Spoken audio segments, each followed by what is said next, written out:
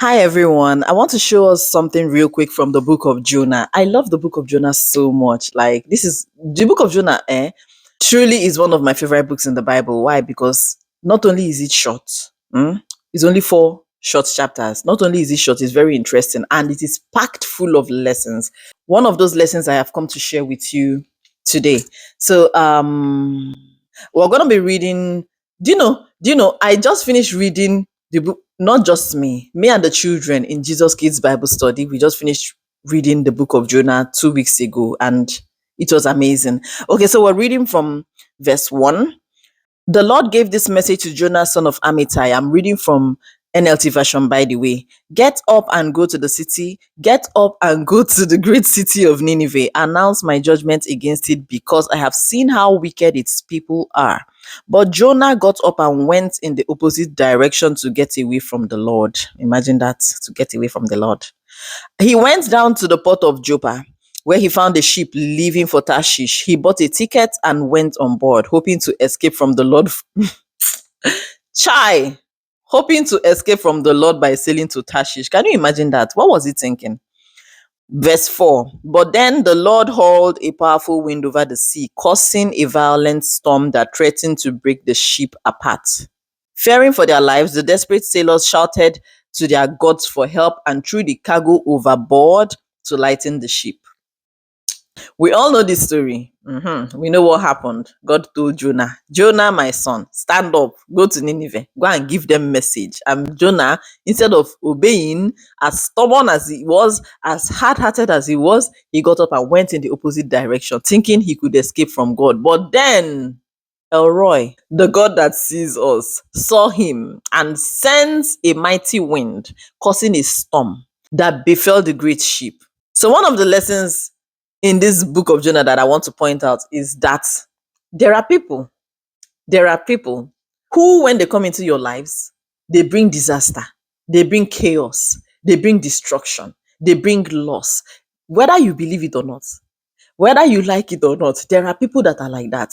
And sometimes these people, it's not something they do on purpose. Sometimes it's an aura that they carry. Sometimes it is a spirit that they carry. Sometimes they are possessed by something, and that then causes a ripple effect. Not only does it affect them, it affects everybody that comes their way, anybody that comes into their lives. And that's why it's very scary. That's why we need to be very, very, very, very careful, so that we don't find ourselves attached to such people. Now, you know that if Jonah was not on this boat, this storm would never have happened. The captain, the crew, everybody on that boat going to Tarshish, they would never have had to experience this storm. They would never have had to experience this loss, because they lost some of their things. They had to throw things overboard, hoping to lighten the ship, but it didn't work. If Jonah was not on that boat, they wouldn't have suffered through that terrible storm. So we need to be very careful. Like I said, there are people whose presence is not good for our lives. How do we know these people? How do we detect them? Because unfortunately, they don't used to write it on their forehead. I am dangerous. Avoid me. That's why we need to pray for discernment, for the spirit of discernment. We have to pray to God to give us a discerning spirit, so that we can tell when something is off, so that we can tell when something is going wrong. I will come back to that. Let's finish reading. I want us to go down to verse 8. Why has this awful storm come down on us? They demanded. Okay, no, let's start from 7, because I need us to have a little bit of context, even though we already know the story.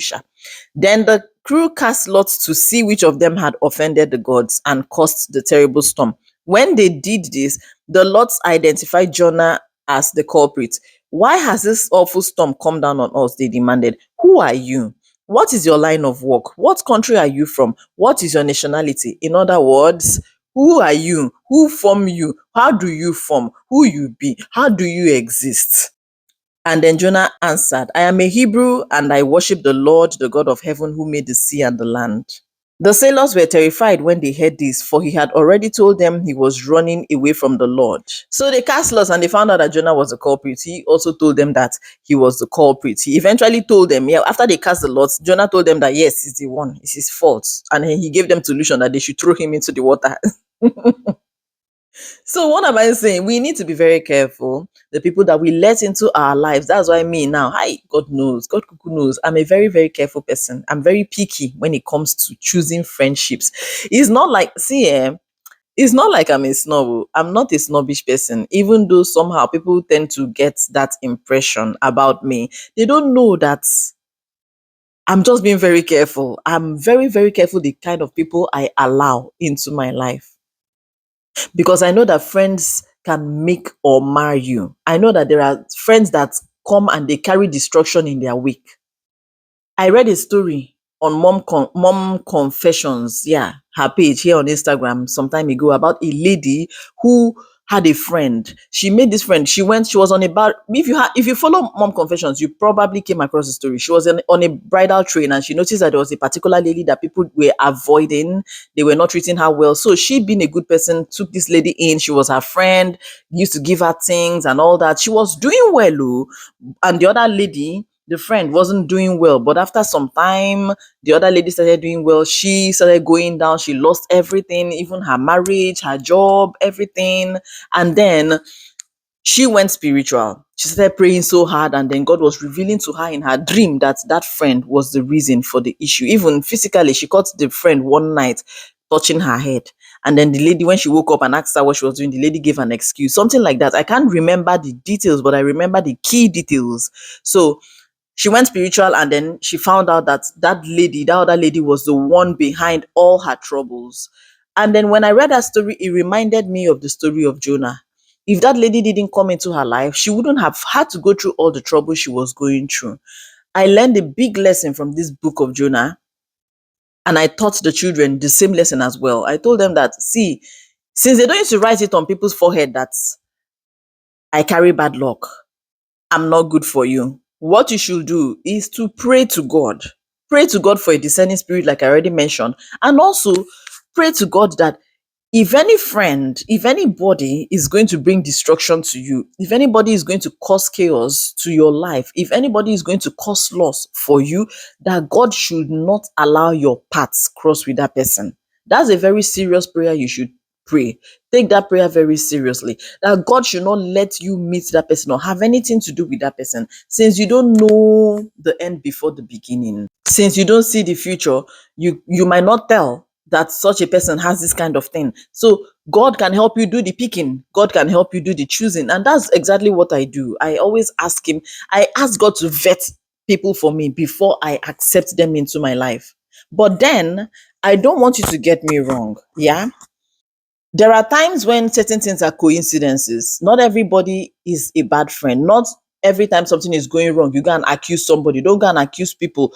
Don't go around accusing friends falsely that they are the cause of your predicament, they are the cause of this or that. No, because sometimes it's coincidence. That's where God comes in. That's where you should ask God to help, because there are times when things may be going wrong and it is not necessarily because of the presence of a friend in your life. It might be something else that is the root cause of that issue. So let's not go around accusing innocent people of what they did not do, unless everything is pointing to that person, unless God is telling you that you should be careful about this person or you should cut this person off. Unless everything is pointing to them, that is when you can take action against the person. But if God is not telling you that this person is the cause of the problem, don't go and accuse somebody's child. Oh, I'm not there. Oh. Let's read verse 15. Let's read verse 15. Jonah 1:15. Then the sailors picked Jonah up and threw him into the raging sea, and the storm stopped at once, because Jonah told them that he's the cause. They should throw him into the water. They didn't want to throw him into the water. They were rowing harder, rowing the ship harder, hoping to break out of the storm, but it wasn't working. So when they found out that they couldn't do any other thing but to throw this man inside the water through, they had to pray to God that God should please not hold them responsible for Jonah's death, since God has brought on this terrible storm on him for a reason, that God should not hold them responsible. And then they threw him into the water. And immediately, the storm stopped. The storm stopped at once. So there are times when things will be going wrong and all that, and then you have pinpointed, you're sure that is this person in your life that is causing this thing. If you say, "Oh, I'm a good person, I cannot just cut them off like that," your storm will not stop. Oh. It's not gonna stop until you do the needful, until you pick them up and throw them into the water. That's when it's gonna stop. But then, like I said, to avoid all this drama, it's best to ask God from the beginning to help you to choose your friends. Be very careful whom you let into your life. Be very careful. That's what this video is all about. That's all I've come to say in this video. And I really hope that the lesson I came to share, that you got the lesson, and I'm not going to be misunderstood. Thank you so much for watching. We're gonna see ourselves in the next one. Bye.